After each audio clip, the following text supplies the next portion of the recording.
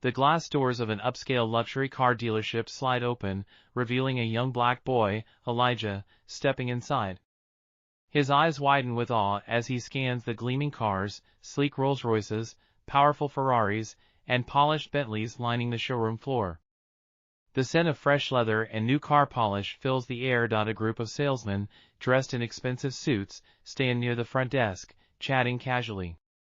Their laughter fades as they notice Elijah. One of them, Rick, a middle-aged man with slick-back hair, smirks and nudges his colleague. "What's a kid like that doing in here?" Rick mutters under his breath. Elijah, unaware of their judgment, walks deeper into the showroom. He stops in front of a Rolls-Royce Phantom, his fingers lightly tracing the smooth surface. His heart races. This wasn't just any car, this was the dream car his mother had talked about for years. Just as he's about to peek inside, a shadow looms over him. He looks up to see Rick standing there, arms crossed, an unimpressed expression on his face. "Hey, kid," Rick says, his voice dripping with condescension. "This isn't a playground. These cars are for—" He pauses, glancing at Elijah's simple clothing before smirking. "People like you." Elijah blinks in confusion.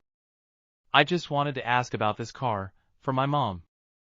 Rick chuckles, shaking his head. "Oh, really? Your mom can afford a Rolls-Royce? Look, we don't have time for jokes." Laughter ripples through the other salesmen. The few customers nearby glance at the scene, some pitying, others indifferent. Elijah's face burns with embarrassment. His fists tighten. He wants to yell, to say something, but instead, he swallows his pride, takes a deep breath, and turns toward the exit. As the doors slide shut behind him, he makes a silent promise: "They'll see." Little did they know, the next day, something unexpected was about to happen. The next morning, the sun casts a golden glow over the city as Elijah sits quietly at the breakfast table. His mother, Vanessa Carter, a poised and elegant woman in her late 30s, notices his silence. "Elijah, sweetheart, what's wrong?" she asks, setting down her coffee. Elijah hesitates. "Mom, have you ever been somewhere and felt like you didn't belong?" Vanessa studies him carefully. "What happened?" He sighs, recalling the humiliation from the day before. "I went to the luxury car dealership to ask about the Rolls-Royce you always talk about. But as soon as I walked in, they treated me like I was nothing, like I didn't deserve to be there." A flicker of something dark crosses Vanessa's eyes. She places her cup down gently. "Did they now?" She stands up, pulls out her phone, and dials a number. Elijah watches as her expression shifts from calm to commanding. "Yes, this is Vanessa Carter. I need my car delivered to me today." "Yes, the Rolls-Royce Phantom. Have the chauffeur pick me up at 2 p.m. Elijah's eyes widen. "Wait. You already own a Rolls-Royce?" His mother gives him a knowing smile. "Sweetheart, I don't just own a Rolls-Royce, I own the Rolls-Royce. And today, we're going for a little visit." Elijah's heart pounds in excitement. Later that afternoon, at exactly 2 p.m., a sleek black Rolls-Royce Phantom glides down their driveway. The chauffeur steps out, dressed in a crisp uniform, and opens the rear door for Vanessa. "Shall we?" she says, motioning for Elijah to join her. As he slides into the plush leather seat, he exhales deeply. Today, things were about to change. Next stop, the dealership. The sleek black Rolls-Royce Phantom glides through the busy city streets, its polished exterior reflecting the sunlight. Inside, Elijah sits beside his mother, his heart pounding with excitement and nervousness. "Mom, what are we going to do when we get there?" he asks, glancing at her. Vanessa smirks, adjusting her designer sunglasses. "We're going to remind them that judging people by their appearance is a very expensive mistake." Elijah grips the leather seat, a mix of anticipation and satisfaction building inside him. Scene transition. Outside the dealership. The luxury car dealership is buzzing with activity as wealthy customers browse high-end vehicles. Suddenly, the deep rumble of a powerful engine makes heads turn. A Rolls-Royce Phantom, more majestic than any car in the showroom, pulls up right at the entrance. The chauffeur quickly steps out and opens the back door. A hush falls over the dealership as Vanessa Carter, dressed in an elegant designer outfit, steps out gracefully. Elijah follows behind her, his head held high. Inside, the salesmen, including Rick, stare in disbelief. The same boy they had mocked yesterday was now arriving in the very car they had doubted he could afford. Rick's face drains of color. He exchanges nervous glances with his colleagues as Vanessa and Elijah step inside. "Good afternoon, gentlemen," Vanessa says smoothly, removing her sunglasses. "I believe my son was here yesterday." Rick clears his throat, trying to regain composure. Mrs. Carter, welcome. How can we assist you today?" Vanessa smiles, but there's a sharp edge to it. "Oh, I think you've already assisted us enough. But now, I'd like to have a conversation about how you treat your customers." Elijah suppresses a grin. Today, the tables had turned. A heavy silence fills the dealership. Salesmen who had been laughing just yesterday now stand awkwardly, stealing nervous glances at one another. The manager, a distinguished-looking man in a gray suit, quickly rushes over, sensing the tension. "Mrs. Carter," he says, forcing a polite smile. "Welcome. What brings you in today?" Vanessa steps forward, her heels clicking against the polished showroom floor. Elijah watches as the same men who had belittled him yesterday now stood at attention, their postures stiff with unease. "My son was here yesterday," Vanessa begins, her voice calm but firm. "He walked in, excited, interested in a Rolls-Royce. But instead of being treated with respect, he was insulted and humiliated." Rick shifts uncomfortably. I didn't mean any disrespect, ma'am," he stammers. Vanessa holds up a hand, silencing him. "You assumed he didn't belong here. You judged him by his appearance, not by his potential. Do you know who I am?" Rick's throat bobs as he swallows hard. The manager steps in. "Of course, Mrs. Carter. Your name is well known in the business world. We, deeply regret any misunderstanding." Vanessa tilts her head slightly. "A misunderstanding?" she echoes. "No, this wasn't a misunderstanding. It was a lesson, one that I'm here to teach you." Elijah watches in awe as his mother commands the room effortlessly. She turns her gaze to Rick. "Tell me, Rick, how many Rolls-Royces have you sold this year?" Rick hesitates, fumbling with his words. Maybe 4 or 5, ma'am." Vanessa nods, then gestures toward the car they arrived in. "This Phantom outside? I didn't just buy it. I own 3 more. And today, I was considering adding a 5th one to my collection." The air in the room shifts. The realization dawns on everyone. They had just insulted one of their most valuable potential customers. Elijah watches as Rick's face turns pale. His confidence from yesterday is completely gone. Vanessa smiles, but there's no warmth in it. "But now, I'm rethinking whether I should give my business to a place that treats people the way you treated my son." Rick opens his mouth, but no words come out. The manager steps in quickly. "Mrs. Carter, please, allow us to make this right. We value our customers, and this was a terrible mistake. I will personally ensure that my staff is retrained to treat every guest with the utmost respect." Vanessa studies him for a moment before nodding. "We'll see." She turns to Elijah and smiles. "Shall we take a look around?" Elijah grins. Today, he wasn't being kicked out, he was being welcomed. The atmosphere in the dealership has completely changed. The same people who once dismissed Elijah now watch him and his mother with uneasy anticipation. Every salesman stands at attention, hoping to salvage what could have been their biggest sale of the year. Vanessa gracefully walks past the lineup of luxury cars, her fingers lightly grazing the polished surfaces. Elijah follows closely, feeling a newfound sense of pride. Rick, desperate to redeem himself, clears his throat and steps forward. "Mrs. Carter, may I personally show you our latest Rolls-Royce models? We have a Ghost, a Cullinan, and even a customized Phantom with..." Vanessa doesn't even look at him. Instead, she turns to the manager. "I'd prefer to work with someone who understands the value of every customer, not just those who look wealthy." The manager nods quickly. Of course, ma'am. James, the sun gleams off the polished surface of the brand-new Rolls-Royce Cullinan, parked proudly beside Vanessa's Phantom. Elijah stands beside it, still in awe. Yesterday, he had been humiliated. Today, he had made a statement. The chauffeur opens the door for Vanessa, but before stepping in, she turns back to the manager. I'll be keeping an eye on your dealership. I expect that the next kid who walks through these doors, no matter what he looks like, is treated with the respect he deserves. The manager nods quickly, glancing at Rick, who now looks utterly defeated. Understood, ma'am. It won't happen again. Elijah smirks at Rick one last time before getting into the back seat of the Cullinan. This was a moment he'd never forget. Scene transition.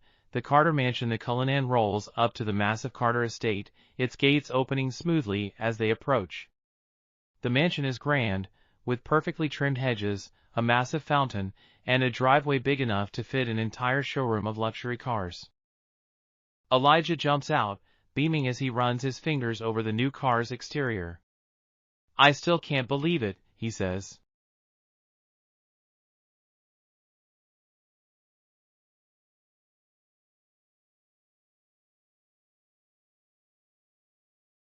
James exhaled slowly, then turned to Jonathan. Has she ever had complaints before? Jonathan hesitated before nodding. A few. Minor reports about rudeness and unprofessional behavior, mostly from non-white passengers. James's jaw clenched. Then this isn't a mistake. It's a pattern. Karen's face drained of color. No, no. That's not fair. James's gaze was sharp. Fair? You want to talk about fair? My 10-year-old son was degraded at an airline he owns because you assumed he didn't belong. If this had been another child, one without my last name, he wouldn't have had the power to fight back. But I do. Karen looked around desperately. Passengers stared, some filming, others shaking their heads. The court of public opinion had already decided her fate. James turned to Jonathan. Terminate her contract. Effective immediately. Karen let out a broken sob. Please. I have a family. James didn't blink. So does every person you've ever mistreated. Security stepped forward. Karen was out of chances, and she knew it. Karen's cries echoed through the terminal as security escorted her away. Passengers whispered, some shaking their heads in disapproval, others nodding in agreement. Mark watched silently, feeling a strange mix of satisfaction and pity. James Carter turned to Jonathan. Make sure her termination is official. I don't want her back under any circumstances. Jonathan nodded.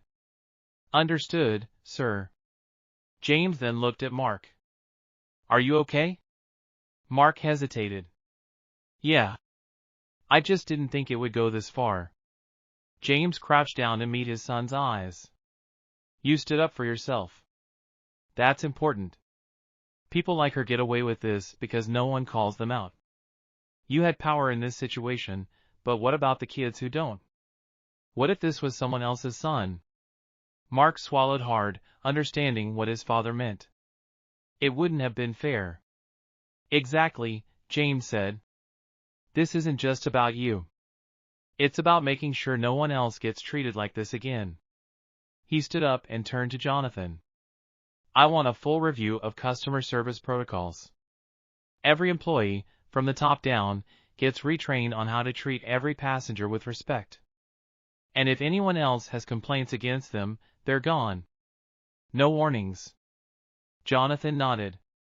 We'll start immediately. James glanced around at the gathered crowd. This is a zero-tolerance airline. Discrimination has no place here. If anyone, staff or passenger, has ever felt mistreated, my door is open. A murmur of approval swept through the crowd. Mark smiled to himself. His father didn't just fix problems, he made sure they never happened again, and this was just the beginning. With Karen gone and a new policy set in motion, the atmosphere at the gate shifted. The tension faded, replaced by a quiet admiration for James Carter. He hadn't just defended his son, he had set a precedent. Mark felt a surge of pride. His father wasn't just a powerful businessman, he was a leader who demanded fairness for everyone. Jonathan cleared his throat. Sir, we've reissued Mark's ticket. Would you like him to board now? James turned to his son. That's up to you, Mark. Do you still want to take this flight? Mark hesitated. Part of him wanted to leave this moment behind, to just get on the plane and move forward. But another part of him wanted to make a statement. He nodded. Yeah. But I want my original seat. Jonathan smiled. Of course, sir. Right this way. As Mark walked past the other passengers, he noticed how some nodded at him with respect. A few even murmured words of support. Just before he stepped onto the jet bridge, a young black woman, another passenger, touched his shoulder gently. Thank you for speaking up, she whispered. You didn't just stand up for yourself. You stood up for all of us. Mark felt a swell of pride. He had never thought about it that way. As he settled into his business class seat, a new flight attendant, a kind-looking man, approached him with a warm smile. Can I get you anything, Mr. Carter? Mark grinned. This time, he belonged, but just before takeoff, he received a message from his father. This isn't over yet. And Mark knew James Carter had one final move left to make. As the plane taxied down the runway, Mark reread his father's message. This isn't over yet. He knew James Carter well enough to understand that his father never let an injustice go unanswered. This wasn't just about Karen, it was about the entire airline industry and the unspoken biases that had gone unchecked for too long. 30,000 feet in the air, Mark's phone buzzed with a notification. A breaking news headline flashed across his screen. James Carter announces sweeping reforms after airline incident goes viral. His eyes widened. He tapped on the article and started reading. In response to a recent discriminatory incident involving his son, billionaire airline owner James Carter has announced immediate changes across his company. He pauses, glancing at the script the PR team wrote for him. I made a terrible mistake by judging someone unfairly. I disrespected a young man who did not deserve it, and I deeply regret my actions. I sincerely apologize to Elijah Carter and his mother, Vanessa Carter, for the way I treated them. The dealership's PR team holds their breath as the video is posted. Will people accept the apology? Or will it be too late? Scene transition. Elijah and Vanessa react at the Carter estate. Elijah and Vanessa sit on the couch, watching the video on Elijah's phone. Elijah raises an eyebrow. Well, that was awkward. Vanessa smirks. It's not about being comfortable, it's about being accountable. Elijah leans back, satisfied. Guess he learned his lesson, huh? Vanessa sips her tea. Perhaps. But remember, true change isn't about words, it's about actions. Let's see what they do next. Elijah nods, realizing his mother is right. Apologies are one thing. But had the dealership truly changed? The dealership's apology video has been up for 24 hours, and the internet's reaction is mixed. Some people accept it, while others aren't convinced. At Luxury Lover 99, at least they admitted their mistake. Hopefully, they actually change. At We Don't Forget, too late. The damage is done. At Billionaire Mindset, lesson learned, never judge a customer by their looks. The manager knows that an apology alone isn't enough. They need to take action if they want to repair their image. Get me Vanessa Carter on the phone, he tells his assistant. Scene transition. The call to Vanessa. Vanessa is in her home office, reviewing business reports when her phone rings. She sees the caller ID, luxury auto dealership. She smirks before answering. Vanessa Carter speaking. On the other end, the dealership manager clears his throat. Mrs. Carter, good afternoon. First, let me sincerely apologize again for what happened to your son at our dealership. We deeply regret the incident. Vanessa leans back. I'm sure you do. But what exactly do you want? The manager takes a deep breath. We'd like to make things right. We're offering to donate $100,000 to a charity of your choice in Elijah's name. And, if he's interested, We'd like to invite him for an exclusive VIP experience, a behind-the-scenes look at Rolls-Royce's manufacturing process. Vanessa raises an eyebrow. This was unexpected. Scene transition. Vanessa and Elijah discuss the offer that evening. Vanessa sits with Elijah in a luxurious living room, telling him about the offer. Elijah blinks. Wait, they want to send me to Rolls-Royce's factory? Vanessa nods. Looks like they're trying to prove they've changed. Elijah leans back, thinking. Do you think they really mean it, or is it just for PR? Vanessa smiles. Probably a bit of both. But the real question is, do you want to go? Elijah grins. Seeing how Rolls-Royces are made? Meeting the designers? Of course, I want to go. Vanessa chuckles. All right then.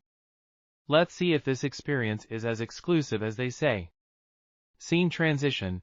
Preparing for the trip, Elijah starts researching the Rolls-Royce factory in Goodwood, England.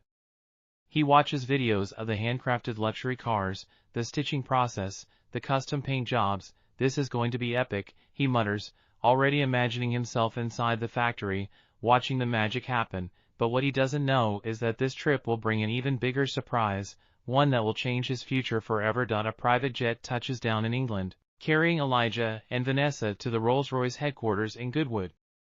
As they step out, a luxury chauffeur service greets them, ready to escort them to the factory. Elijah stares in amazement as they drive through the facility's gates, passing a fleet of custom-made Rolls-Royces.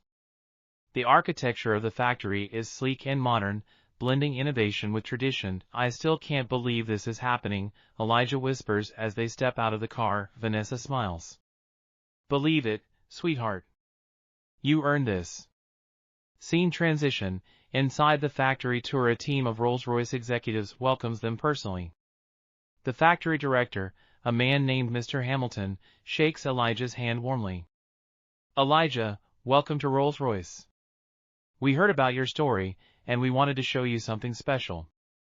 They begin the tour, walking through different workshops where master craftsmen meticulously stitch handmade leather seats, carve custom wooden interiors, and paint cars with precision unmatched anywhere else in the world. Elijah is fascinated. This isn't just a car, it's a work of art, he murmurs. Scene transition. The exclusive reveal. As the tour ends, Mr. Hamilton leads them to a private showroom, where a single Rolls-Royce sits under a silk cover. We have one final surprise for you, Mr. Hamilton says with a smile. He nods to an engineer, who pulls the silk cover away, revealing a brand new, custom-designed Rolls-Royce Cullinan. Elijah's jaw drops.